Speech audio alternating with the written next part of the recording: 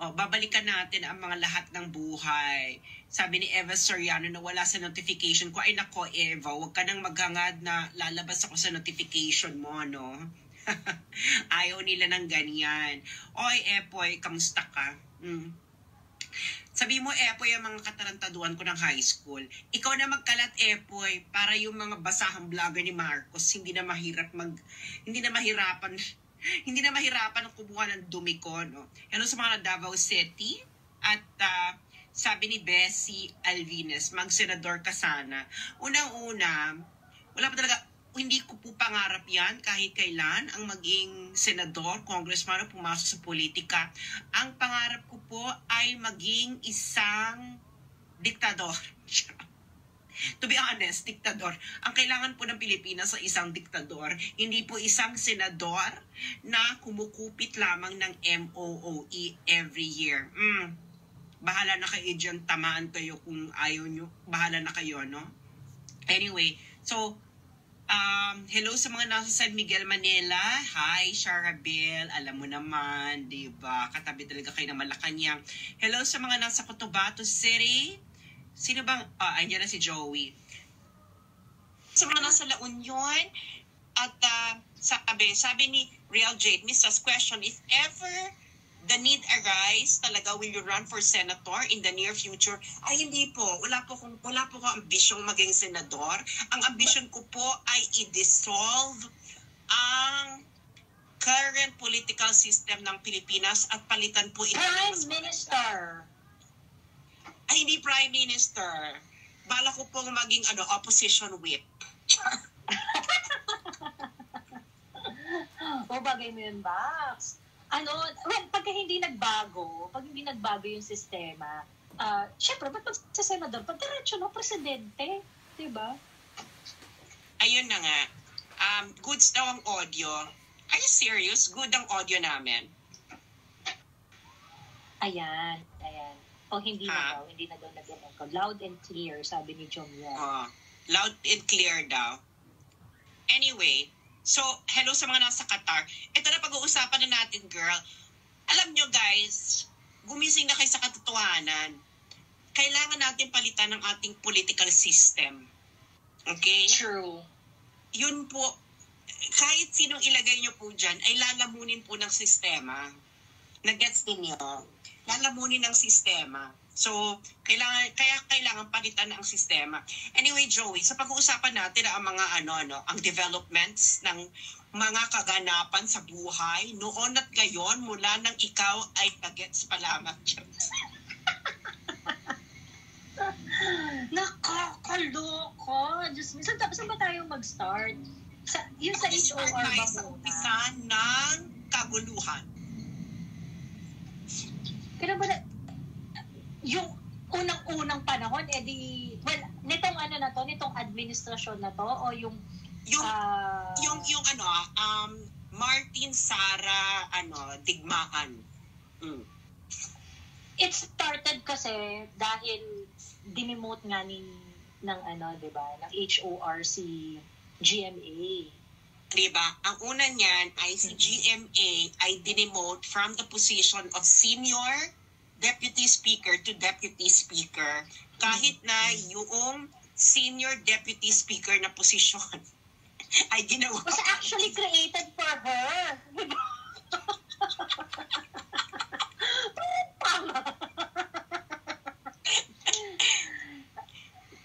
ano kasi siya, ang tawag dito,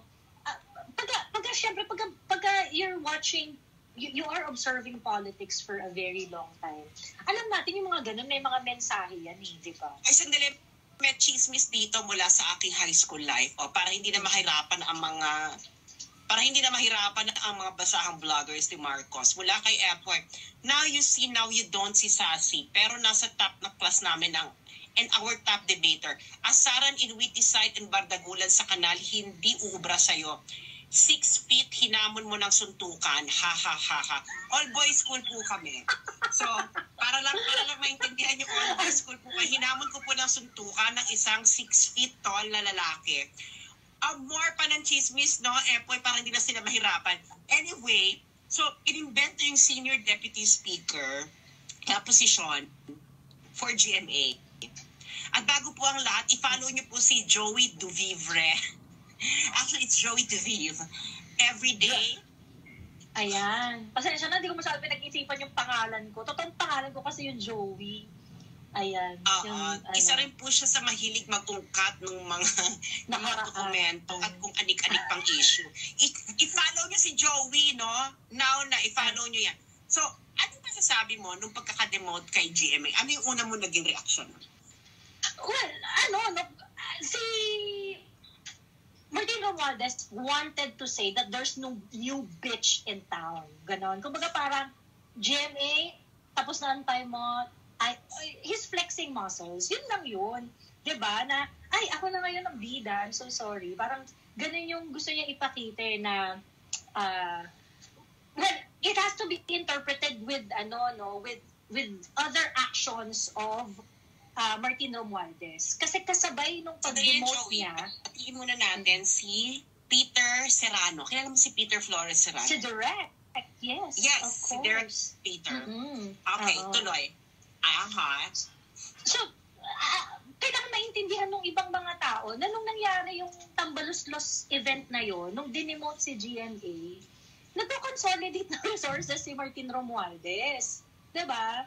Nagko-consolidate siya ng resources noon. Yun rin yung time na nagkaroon ng joint venture siya with DZMM Teleradyo, ganyan. So, yung DZMM, patay na wala na, mag-shutdown na sila Diba? So, binili niya. Binili nung, may media company si Martin Romualdez at binili niya yon. And I remember, yung mga spicy BBM supporters, lagi silang sabi na, meron bang masama doon? Meron bang masama? Ganyan. Wala nang masama. Di sige, legal yung acquire niya or sabihin na natin na gano'n. Pero kung babasahin mo yung mga actions niya, he's really trying to consolidate his resources. Diba? Ayun na nga, diba? So, tinanggal si GMA dahil nga napapraning sila na meron daw kudeta Eme-Emerat. Eme-Emerat Shimbustar. Diba? Naalala mo pa yung sinulat ni Thinking Pinoy noon, diba? Na parang inano talaga. Ginastify. na talaga si GMA talaga yung sinisi niya, no? Anyway, moving on. So, si Sarah nag-react. Dalawa yung ginawa ni Sarah. Anong unang ginawa ni Sarah? Siya ay nag-resign as chair at umalis din siya ng lakas. Umalis siya ng lakas. Oo. And then, nag-post si Sarah ng isang cryptic emerald sa Instagram at nilagay ay Tambaluslos. Oo. Kaya ngayon, kaya yun ang naging dahilan kung bakit ang tawag na kay Martin ay Tambaluslos. Tambaluslos. Parang sa lahat ng gagawin mo, huwag kang Tambaluslos. Parang gano'n. Yung... So after niya, meron na namang isang Romualdez ay nakabanggaan si Sarah. Yung pinsan? Yung Afghan ba to? Pinsan pa yan. Si Babe Romualdez. Remember? Si Babe Romualdez na ating ambassador sa United States. Diba? June yan Diba? Anong ginawa ni Babe Romualdez? Binibenta niya na sa atin. Diba? Sa Pilipinas. Oo, yung na it's a done deal, ganyan. Ang hindi, nung time kasi na pinag-uusapan yun, kung makapagsalita si Babes Romualdez, nag-tour pa siya sa iba't ibang mga media outlet. Diba? Parang talaga, parang album launch lang. Sir, talaga po, sir. Talaga.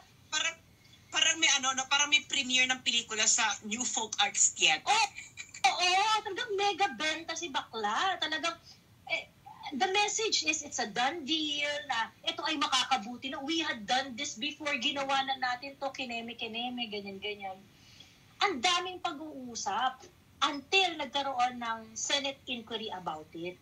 Tapos doon niya inamin na hindi pa pala done deal. At ang nag-iisa lang, di ba, nagpatawag pala yan ang ano ba nagpatawag? DILG or DOJ? DOJ ata yung nagpatawag ng cabinet Presidential Management Staff. For Presidential Management Staff, nagpatawag sila ng meeting? Coordination meeting. So, coordination meeting at kasama doon ang DepEd. Yes, doon napasama ang DepEd. So, doon nagkaroon na... Nalaman ni Sara itong kanilang eklabo. At anong ginawa ni Sara? Nagbigay siya ng statement na she vehemently disagree doon sa action na yun whatsoever. Hindi disagree, kundi vehemently disagree. Oo. Sobrang very, very strong yung language na ginamit ni Inday doon. Tapos, ano yun Sase? There were meetings, coordination meetings prior, pero yung meeting na yun, nun lang naisama ang DepEd.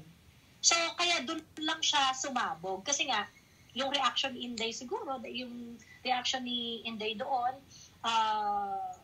was very...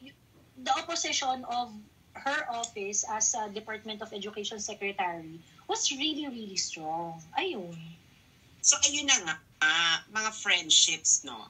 Si Sara, binanggabangga niya na itong mga Romualdeses. And then, finally, after nung Afghan issue, saka lumabas yung confidential fund emirate. Even though na yung confidential emirate na yan, yung 125 million na yan, December pa yan at na-eme na yan ng COA, di ba? So, can you imagine, lumabas yan, hindi yan lumabas ng January, February, March, April, May, June, July, August, September, October, kundi ito lang nung nagbabudget hearing at dyan na inaraw-araw, nilinggo-linggo, si Sara ng kakamping, ng Makabayan, ng mga basahang vloggers ni Marcos. Actually, everyone against Sara Duterte. And then, dahil may pakialamerang bading sa Beijing,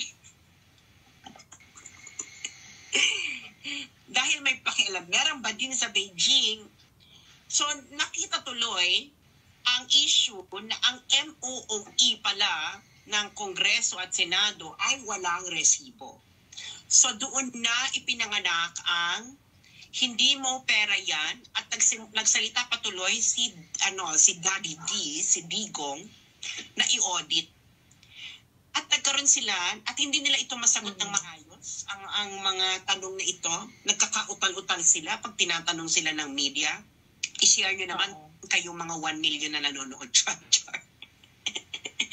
At i-follow nyo po si Joey Duvie para for more fun, para kung ako'y makulong, ipapahatid ko na lang aking mensahe through Joey.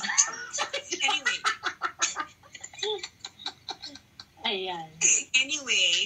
Anyway, so ayun na nga, di ba? Nagkaroon tayo ng campaign na hindi mo pera yan, na lahat dapat, bawat isang senador, bawat isang kongreso, at wala tayong pakialam kahit kalyado pa yan ni Duterte, na i-liquidate with resibo ang kanilang MOOE. Di ba? So, wala naman tayong pinipili na ikaw lang o ikaw lang. May mga special mention lang, no? Kasi itong mga special mention na ito yung mga nagmamalinis na ano raw sila. Basta malinis sila for transparency, ganyan.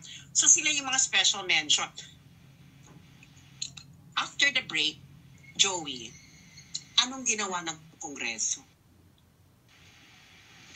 Itong November 6, ayan.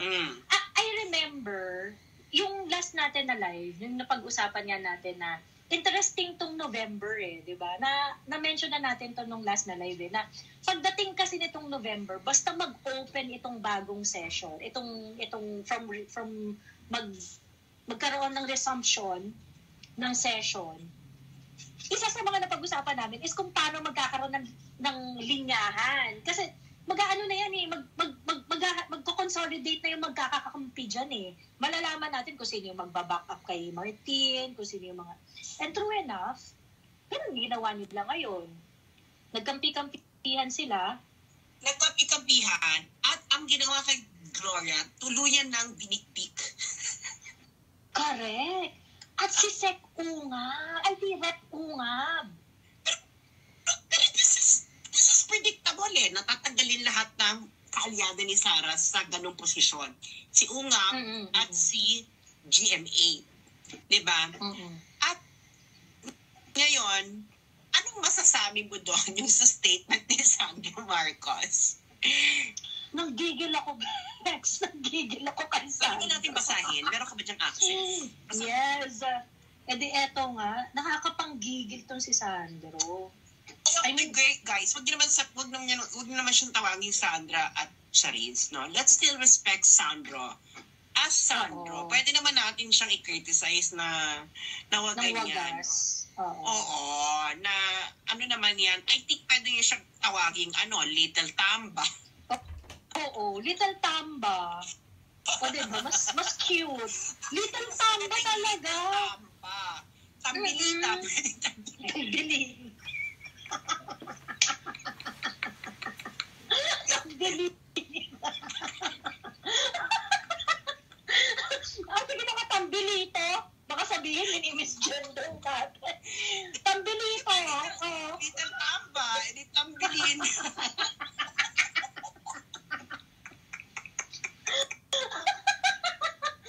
Hindi ko magsustak yung Tambilina.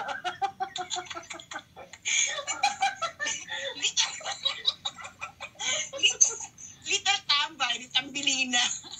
Oo. Diyos me. Ito yung sabi ni Little Tamba. Sabi niya, during the break, there were threats against one of the House members and the House itself. So I believe this is a show of solidarity, not only towards the Speaker, but for the institution as a whole and its sanctity. Hindi sandali Gusto ko may I believe siya, diba? I believe. So, I believe. Sandali lang just to be fair may access ka ba, Joey, kung ano yung sinabi talaga ni PRRD, yung about kay Franz Castro. Teka. Huwag mo tawaging Charisse. Pwede namang Little Tamba. Little Tamba. Susume. Diba? May papirma pa si Tamba ng resolution. Huwag nyo kang tawaging Sandra. Little Tamba.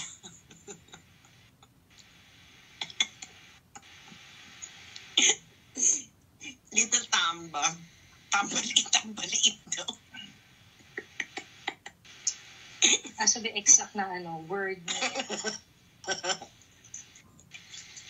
Diba? Kasi nga, kailangan kasi natin, guys, malaman natin kung ano yung pinagpuputok ng buchi ni Franz Castro.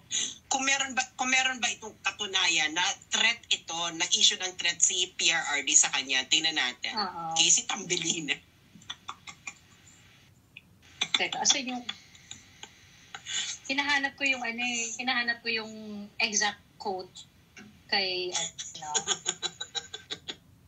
Little Tamba. Ito kasi talaga yung pinaka-tumambling ako kay Little Tamba Oo. Tawag dito, gets mo na, to a certain extent, pwede nating maintindihan na, syempre, pare-pareho sila, ipoprotect nila yung, yung kapwa nila, yung, pero wow, talaga, solidarity on takipan, and protecting the sanctity of habang kinukuha ni Joey yung exact na sinabi ni PRRD, ang nakakagulat kasi nito mga kababayan. Ito mga kababayan block, ito sina Franz Castro, sila yung gustong ipahukay yung lolo ni Sandro. At ang nagbigay ng dignidad na libing sa libingan ng mga bayani dun sa lolo ni Sandro ay si Duterte. Guys, hindi ito usapin ng utang na loob kung hindi, ano ba mas magandang term kaysa sa utang na loob? Hindi utang na loob ang term dito na courtesy ba? No, parang courtesy ba yung mas magandang term? Hindi na makamove on si Mary Luwan sa Tambelina. Anyway, hindi utang na loob eh. I don't consider it utang na loob. I think courtesy or ano ba, a little respect. Diba? Na respeto, kaunting respeto, no? Na Duterte doesn't mean anything bad to you guys. Diba? Kasi remember, this guy, Duterte was only voted by 16 million people or 21 million if totoong dinaya siya. Mas maliit ito kay Bongbong. Ibig sabihin dito majority votes. Ibig sabihin, grabe yung sinakripisyong political capital ni Duterte para palibing yung lolo mo, Sandro. Remember, yung lolo mo, Sandro, is for over about 30 years binabalahura, no? Ng mga taong nasa paligid ninyo ngayon na inyong pinagtatanggol laban kay Duterte. Correct. Gustong pahukay. Imagine ginawa nila yung issue 2019 election. Ang issue nila is pahukay ang lolo mo, Sandro. Correct. Girl, gaano ka-deprived ang iyong kaluluwa na gusto mo ipahukay yung bangkay, girl? Totoo. Parang, yun yung ultimate kabastusan eh. Yung patay na yung tao, pagkatapos gusto mo pa rin babuyin. Gusto mo pahukay. Diba? Gusto mo pahukay na parang, girl, even in a war, no? Pag napatay mo na yung kalaban, it is actually a sign of disrespect. Pag desecrate mo yung bangkay nung kalaban mo sa gera yan, ha? Diba? Ayun, dito naman si Little Tamba, si Tambelina, biglang may threat daw kay Franz Castro in solidarity, ganyan. Nandiyan na ba, girl? Eto na. Basa. Eto. Basa ka, Joey. Anong sinabi talaga ni Duterte? Sabi ni PRRD, ang sabi ko sa kanya is Sara, no? Magprangka ka na lang. Yung intelligence fund na ito, gamitin ko para sa utak ng Pilipino kasi ito ang target ko. Kayong mga komunista na nandyan sa Congress, patay kayong mga komunista dyan.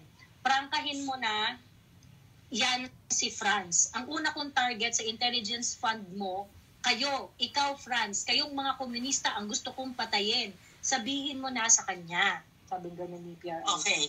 Joey, kung ikaw ay matino at inisip mo ang nakaraan mo kay Duterte, na itong matandang ito ang nagbigay ng libing na may dignidad sa aking lolo na binalahura na mga katulad ni Franz Castro for over 30 decades. Anong una kong gagawin? Di ba dapat tingnan mo muna yung sinabi? Oo, correct. What he really means nung sinabi niya yun. What he really means. Can you imagine, hindi mo binigyan, Little Tamba, yung matanda. Kahit mag-doubt ka man lang na, kapatak na benefit of the doubt. Ay talaga, gusto niyang pumatay. Parang ganyan. Kailan nilibing ang lolo ni Sandro sa libingan ng mga bayani? November 2016? 17? 2017. Yeah, anong day? Kailan ba yun? November 16 ba? November 16, November 21, November 16. Guys, kailan, anong eksaktong date inilibing ang lolo ni Sandro? Hindi, anong exact date? Hindi, Patricia, November 2016 yon. Niyan 2017. Anong exact date? November yon eh. FEM. Burial. November 2016 yon. November 18, 2016. Oh my God, 2016 pala. November 18, 2016. November 18, 2016. Can you imagine, within the first 6 months ng pagkakaupo ni Duterte, itinupad niya yung pangako sa mga Ilocano kaagad na ipalilibing niya ang lolo mo, Little Tamba, sa libingan ng mga bayani. So, ilang araw na lang yung anniversary. Ano ba ngayon? November 7. November 7. So, in 11 days, Little Tamba, ipagdidiwang natin ang dignidad na ibinigay ng matandang Duterte sa lolo mong pinalahura. Sa lolo mong pinalahura ng mga taong pinagtatanggol mo ngayon. We will remember that day. Actually, isi-celebrate ko yung araw na yan ng pagbigay ng dignidad ng matandang Duterte dito sa lolo mo, Sandro. Can you imagine, God? Can you imagine how little tambilina you are? My threat sa isa nating to one of our own, kunanapay, sabi gano'n ni Sandro. At hindi talaga niya binanggit yung pangalan ni Digong, di ba? Bakit hindi niya mabanggit ang pangalan ni Digong? Dahil Little Tamba, naniniwala ko na kaya hindi mo mabanggit ang pangalan ni Digong dahil ikaw ay pinilit lamang magsalita dyan. Half-hearted. Di ba? Sinabi niya, I believe na nasa isang network, hindi na lang daw niya sasabihin or whatever. Di ba? Half-hearted Di ba? So, baka siguro meron ka pang a little bit of conscience, Little Tamba, no? Kung big Tamba ka na talaga, katulad ng tito mo, wala ka na talaga konsensya, wala ka na talagang pakialam, no? Pero hindi mo nga binanggit yung pangalan ni Duterte. Malamang, no? Pero alam namin na siya yung sinasabihan mong ganon. Kaya hindi namin ito makikalimutan, Little Tamba, dahil kaming mga DDS, nakipaglaban kami sa lahat ng mga nakakapalibot sa inyo ngayon na gustong ipahukay ang lolo mo. Ito ay isang, this is not about utang na loob, but this is really about your character as a person. Kasi may mga red lines Joey. Diba? Yung mga tipo, can you just show me a little bit of respect? Kasi I don't really mean bad. Kasi, girl, ako nakapagpaligin sa lolo mo with dignity, tapos you cannot even take a pause. Diba? At least inquire, no? Inquire further muna. What does the old man really mean, di ba? When he uttered those words, no, sinabi yun ni PRRD, he was talking in line with the use of confidential fund and intelligence funding. Yun yung tenor nung ano niya. It was a dialogue in his head. Naganyan naman talaga si Duterte. No, mahilig siyang mag-vocalize ng imaginary internal dialogue niya sa kanyang utak. You know, hello naman. Diyos ko, para naman hindi pa tayo nasanay sa matandang Duterte for 6 years, guys. Diba? And then you cannot even give him that courtesy ba? Na, alam mo, hindi ka naman pwede mo naman sabihin, hindi ka naman tinitreta ni Duterte. No? Pwede mo naman gano'n Pero dahil nagpadala ka kay Tambalos-nos, ikaw Little Tambilina, ayan, lumabas sa bibig mo. Pero, Uy, Little Tamba, napakalinaw naman ang sinabi ni Duterte, it was not a threat against Franz Castro. Diba? Dapat inisip mo, Little Tamba, na, shit, itong si Franz Castro, isa sa mga gusto magpahukay sa lolo ko. Can you imagine kung gaano ka-deprive yung tao na gusto ipahukay yung kamag-anak mong nakalibing na? True. Remember, ito si Sandro, nag-intern siya kay Martin Romualdez. Yeah. Pagka-graduate niya from London School of Economics, di ba parang sabi niya, kaya nga ako hindi tumakbo agad kasi I want to know the inner workings of the House of Representatives, kineme, ganyan. Until, eto nga, nung tumakbo yung tatay niya, tumakbo na rin siya. So parang ilang taon rin yata siyang nag-intern kay Martin Romualdez. And apparently, nakikita namin, Sandro, kung ano yung mga natutunan mo kay Martin Romualdez. Exactly. It's not good.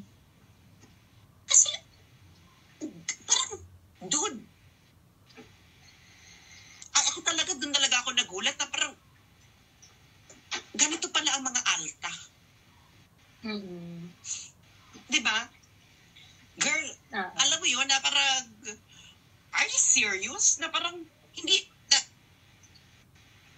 alam mo, Sandro, yung lolo mo, binaboy yan ng mga nakikipag-alyansa siya sa iyo ngayon.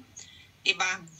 Yung matandang Duterte, yung naglakas loob na ipalibing sa libingan ng mga bayani yung lolo mo. Tapos, hindi mo lang mabigyan ng, ano ba yun, parang benefit of the doubt na, tama ka sa sinabi mo kanina, may mga linya kasi na hindi mo dapat binibreach even in the jungle of politics. yes. Even in the jungle of politics na may mga linya yan na hindi ka dapat lalampas doon. Yes. Parang and yun yung hindi nakita ni Sandro. Well, siguro dahil sa immaturity and whatsoever, pero siguro talagang wala siyang alam dun sa mundong ginagalawan niya. Oo, little tamba talaga eh. Bax, kasi yung death, no? Yung mga ganyang bagay, ay hindi, kahit ordinaryong tao, maririmarim dun sa mga pambabastos na gagawin ng isang kahit kapitbahay mo yan or whatsoever, ganyan. Ngayon, pag dinala natin yan sa politika, na alam natin na lahat ng kilos mo sa politika ay may cost. Okay? Lahat ng kilos mo sa politika ay may cost. Hindi mo naisip na yung pinagbibintangan mo na nagsisret, wala man lang process na ganun kasi, Sandro. Yun yung problema, Sandro eh. Hindi ka man lang nag-process sa isip mo na, okay, I am going to support my uncle, which is sa totoo lang, expected ko naman talaga susuportahan ni Sandro yung tito niya eh. Expected naman talaga yun kasi Sandro is not really that very bright. So parang feeling ko susunod lang talaga siya sa Agos. Ang problema, in doing so, Sandro, you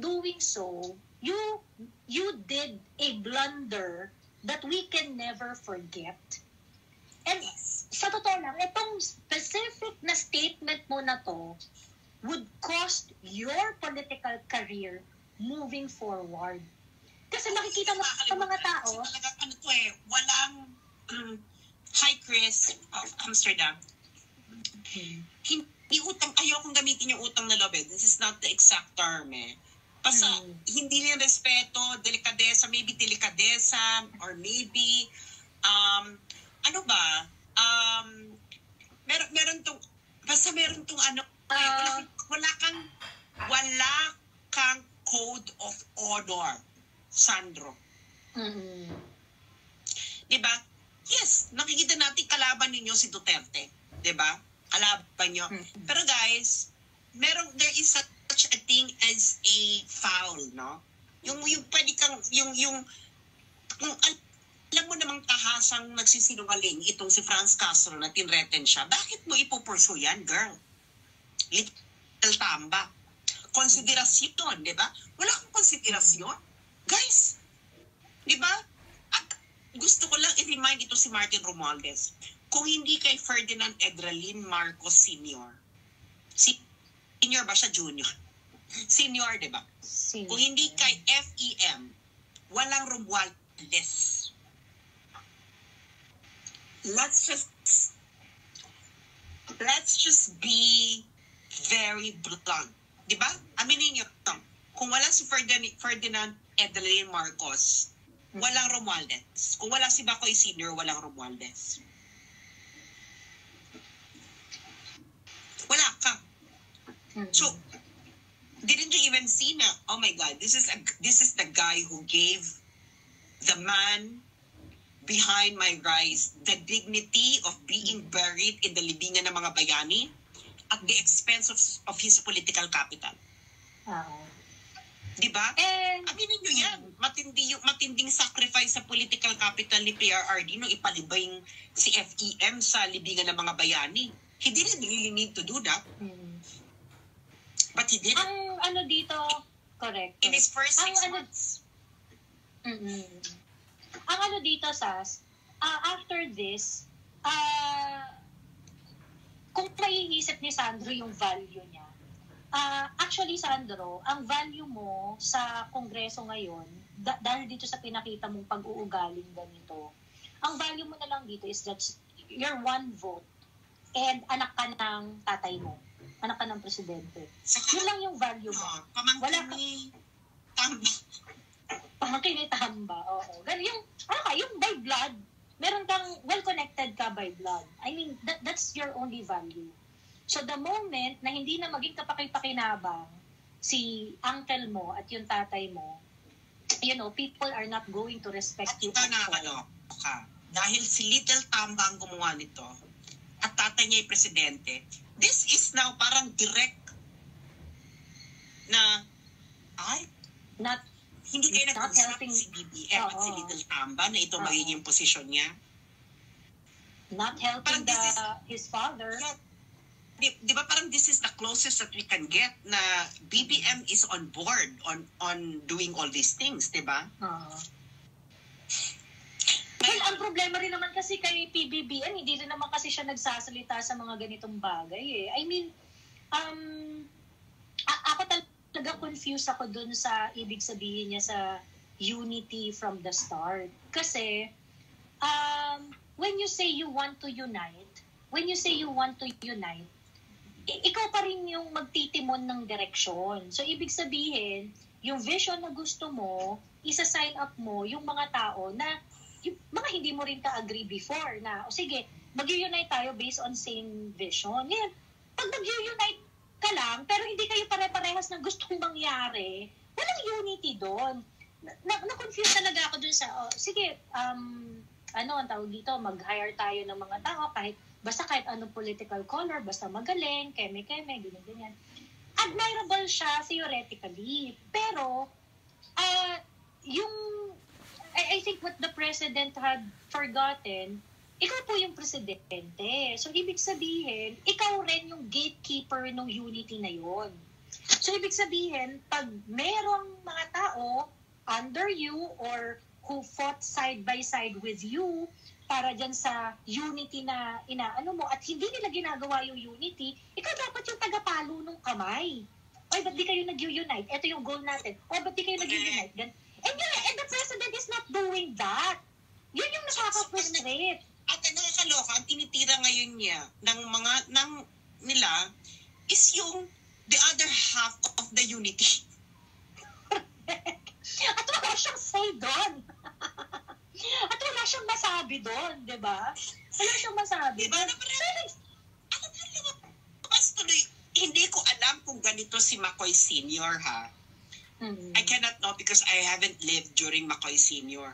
Pero this McCoy na version, parang, sino to? Diba? Imagine, kayo unity mo, hinahayaan mong balahurain ng pinsan mo at ng mga kamag-anak mo at ng ganito. Tapos ito ang pamilya na nakapagpalibing sa tatay mo sa libingan ng mga bayani after 30 years. Girl, kung ako ginawa ng ganyan ng isang tao, no, iisipin ko talaga, alam mo, hindi ito masamang tao eh. Meron lang talaga itong gustong sabihin, ano ba yan? Can you imagine? Pinalibing yung tatay mo ng gano'n na may dignidad? Pagkatapos, didn't even give them the courtesy of interpreting, of asking them what they mean, or talagang gamitin yung mga utak ninyo. Nag-aral ka naman sa LSE, Sandro. Di ba? Napakadali naman ang, Diyos ko Lord, reading comprehension. Di ba? So, ngayon, itong si Tamba naman, nagkaroon ng S-speech. Oo, nakakaloka. Ang S-speech niya. Ano yung S-speech ni? Anong masasabi mo sa kanyang S-speech? Basahin muna natin yung sinabi niya. Sabi ni... Teka.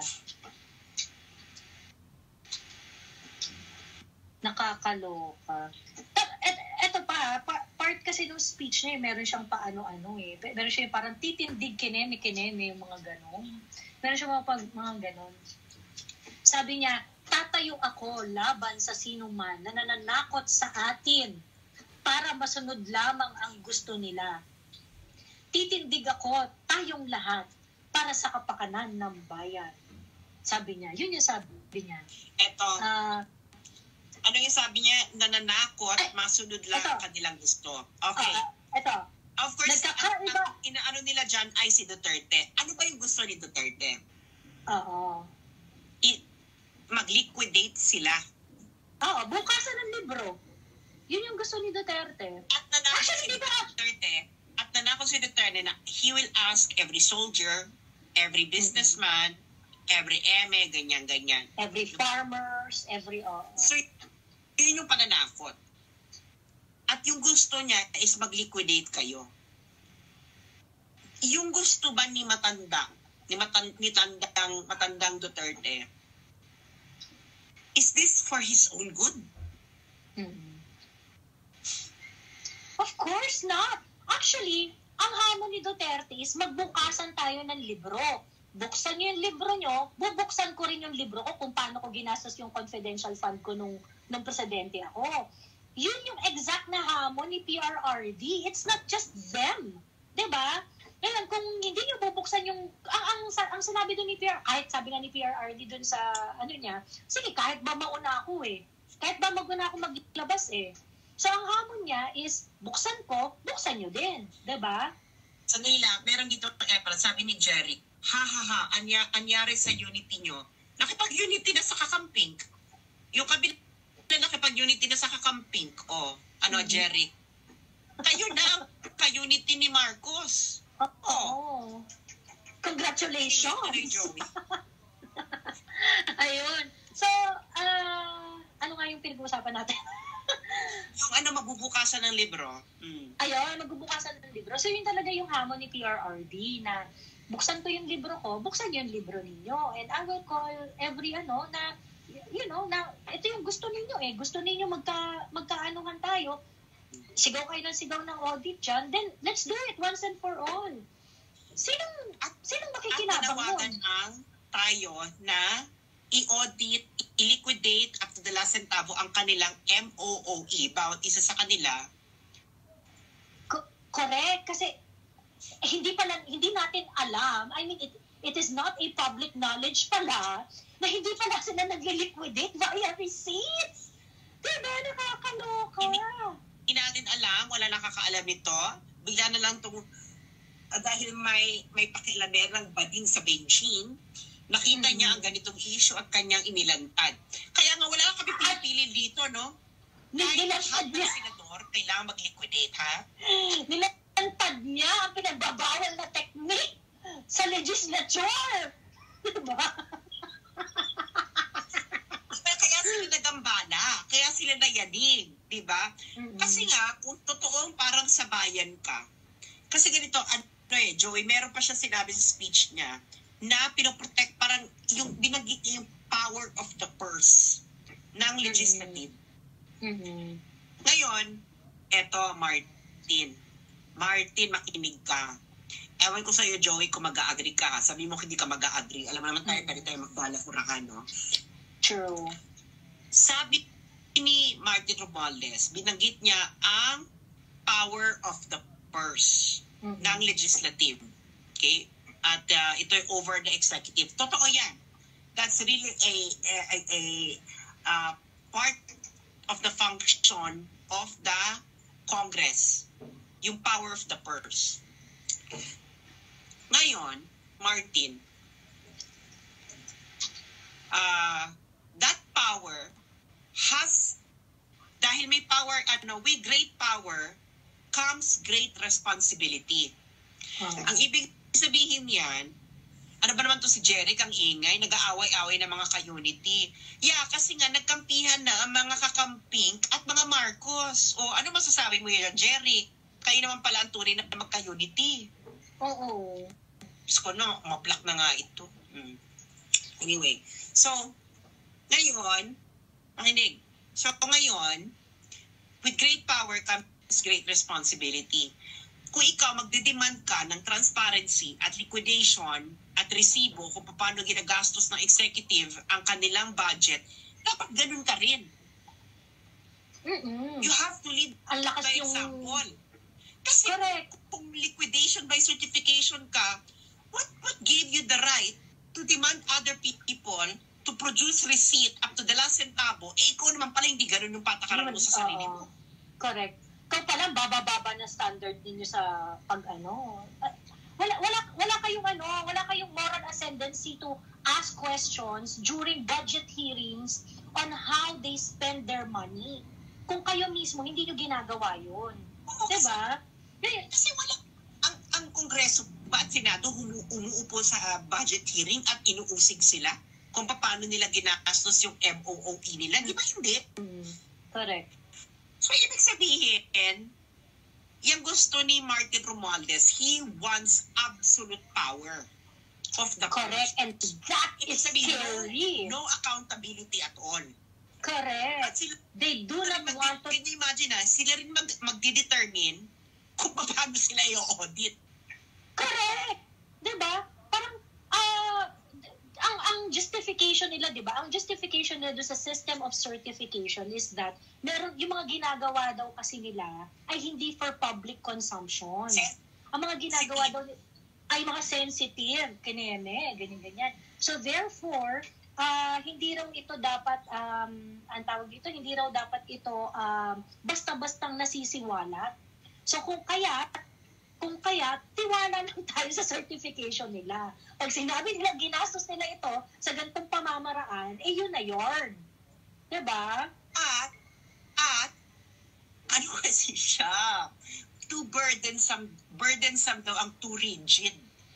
Correct. Yung mga teachers, down to the last centavos, they will have to liquidate kung magkano man yung mga budget na binigay sa kanila para sa certain program or whatsoever. Lahat ng mga government employees, if they're going to get money from this government, they will have to follow certain accounting guidelines that will reveal up to the last centavo kung paano nila nagastos yun. Pagkatapos kayo, pipirma lang kayo. Diba? Halimbawa, ito si Franz Castro. Diba nagpa-interview siya kay, sino ba itong nag-interview sa kanya? Si Michael Fahatin at ano itong isang babae? Sa politiko. Politiko ba yan? Politiko ba yan? Oo, yata. Diba? Kasi sabi niya, wala raw silang 100 million MOE. Ito naman si Franz Castro, girl, wala naman nagsasabi meron kang MOOE na 100 million sa isang taon. Yang 100 million na yan, cumulative yan. Throughout your time in Congress. Mm-hmm. So ngayon, kasi nga, according to your 2020 budget allocation, meron kang 25 million. Mm-hmm. Sa isang taon lang yan, girl. Ilang taon na kayong nasa Kongreso? Correct. So, ngayon, sabi niya meron daw silang resibo. Bakit hindi niyo ilabas yung liquidation with resibo ninyo? Bakit puro laway? Ilabas ninyo yung liquidation with resibo na makita ng taong bayan. Mm-hmm. Ang sobrang nakakapanginig ng laman sa HOR, yung arte nila na tinatakot daw sila. Ikaw, Martin Romualdez, House Speaker Martin Romualdez, pag nagtatanong ang taong bayan tungkol sa pera nila, hindi yun pananakot. That's a valid question. Parang, huwag kayong mag-api-apihan dyan at manggaslit na parang kami kayo may kasalanan. Diba? Kasi ka makikita, actually, dapat ipaalala kay Martin Romualdez na trabahador lang siya ng gobyerno. Saka kay Little Tamba, no? O Little Tamba, Sandro, kahit nakatira ka sa Forest Park, pag ikaw ay congressman, trabahador ka lang ng gobyerno. At itong mga taong to, okay, nakikita mo yung mga nag-ano sa'yo, sila ang nagtatrabaho para ikaw ay magkaroon ng MOOE. Correct. Hindi mo pera yan. Okay? Correct. Pera yan ng bawat magsasaka, pera yan ng bawat nangingisda, pera yan ng bawat Metro 8, pera yan ng bawat cashier, pera yan ng lahat ng manggagawang Pilipino, okay? Mula mayaman hanggang CEO, Little Tambalina. Okay? So, hanggang sa pinakadayok-dok na Pilipino, hanggang sa pinakamayamang Pilipino, accountable ka doon, Sandro. Pag ang boss mo, makinig ka, Little Sandro, Little Tambalina, alam ko naman nagtrabaho ka na, di ba, sa corporate world. Pag ikaw pinaghawak ng boss mo ng pera at nag-demand sa'yo ang boss mo na asa ng liquidation nito with resibo, mag-iinarte ka ba ng ganyan? Kung mag-inarte ka ng ganyan sa corporate world, baka sinampal ka ng amo mo, no? Bakit kayo naging victim ng hihingi ng liquidation with resibo ng pera ng taong bayan? Magdadrama kayo? Ang mga nagdadramang ganyan may tinatago. True. Hmm. True. It should be liquidation with resibo. Meron kayong audit, isa-isa sa inyo. Hindi labas yun na eh. Ang tagal-tagal. Nag-break na kayo, hindi wala pa kayong nalalabas na mga dokumento. Hindi dapat mahirap tong conversation na to sa totoo lang. Kung public servant kayo at nirerespeto nyo ang sambayan ng Pilipino, hindi dapat mahirap tong conversation na to. Dapat, nung dinemand ng tao, kung paano nyo ginastos yung pera namin, ready kayo dapat to explain. Nung pinag-uusapan namin sa TikTok to, Sas, kasi parang, paano ba nila pwedeng makomply ito in the most practical manner? Ganyan. Kasi iniisip ko, for example, how many years are we talking about here? Since 2013 yung reso, di ba? Na parang doon na plakadong-plakado na certification na lang talaga yung kailangan nila. So 14, 15, 16, 17, 18, 19, 20, 21, 22, 23. So at least we have 10 years na, sabihin natin 9 years kasi 2023 next year pa yan eh. Sabihin na natin na gano'n. Yung kung ikaw ay nasa kongreso na ng 2013, ng 2014, nasa legislature ka na ng 2014, parang hindi natin makita yung mga receipt kasi medyo matagal na yun eh. Baka hindi na nila natago o kaya ganyan. Kasi Joey, na sabihin nila na hindi kasi ganito talaga ang practice sa Kongreso, sa Senado. So gagawin natin, pero papalitan na lang natin siya. I-reform natin ang Kongreso, ang sistema, ang Senado next moving year. Forward. Kasi ganito din nakaugalian namin eh. Pasensya na kayo, ganito talaga yung nakaugalian namin. Which is a reasonable explanation. Parang pidap lang yan eh. Parang yung pork barrel lang yan, di ba? Tinanggal. Moving forward, di ba? Moving forward na, correct. Pero hindi eh. Kaso nagsalita si Ping Lacson na nagtatago sila ng resibo, kinemi-kinemi, na nagle-liquidate daw sila using receipts, yung mga ganong ebas ni Ping Lacson. So ngayon, ang resibo niya. Correct. Ang pinakakatanggap-tanggap dito, ganito po, no? And I really hope na yung mga kongresista at saka mga senador na tahimik dito sa hindi mo pera yan, dito sa hashtag hindi mo pera yan, I really hope that you are writing down all the activities and programs where you use your MOOE and extraordinary funds. Okay? Kasi mahirap mag-liquidate with resibo kung may resibo ka talaga. Record, correct. Kasi may opisina yun, may staff ka eh. Part yun nung nyo eh. Kaya ka nga entitled mag-hire ng mga staff and everything. Parang may taga-tago ng libro nyo eh. Diba? Parang hindi naman yung senador mismo, yung congressman mismo yung mag-liquidate niya.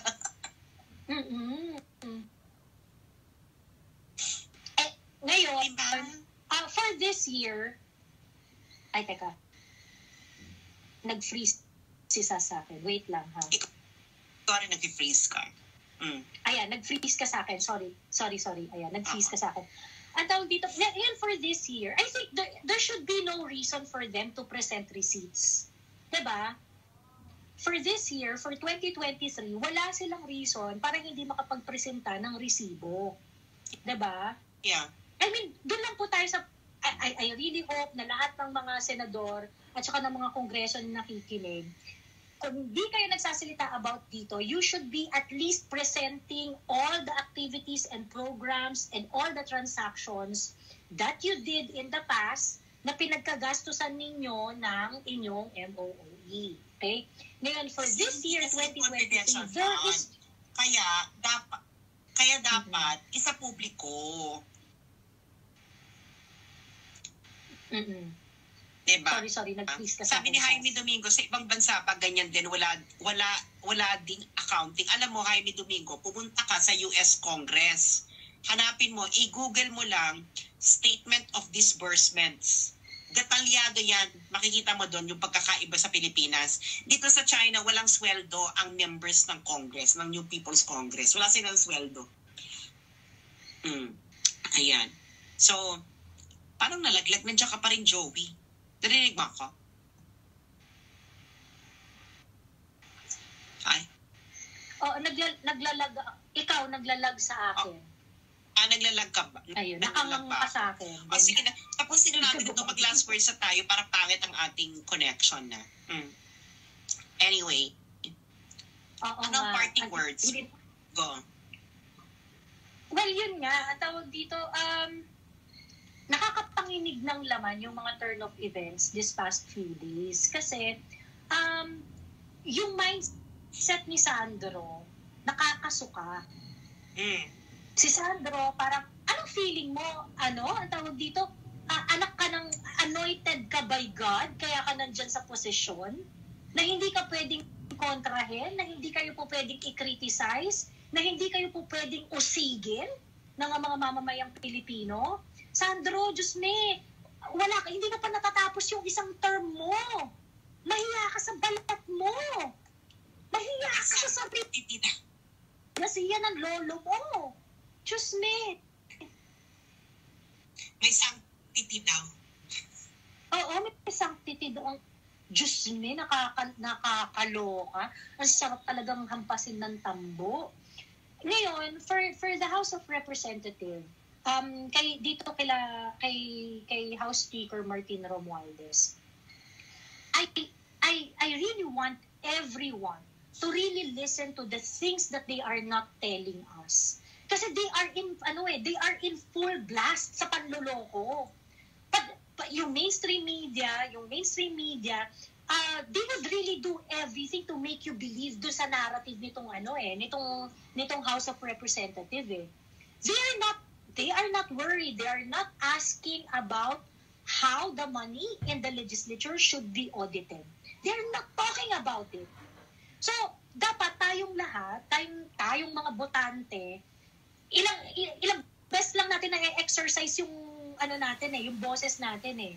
So it is our duty to inform ourselves and to listen very closely do sa mga bagay na hindi sinasabi sa atin ng mga nandyan sa House of Representatives at nandyan sa Senado.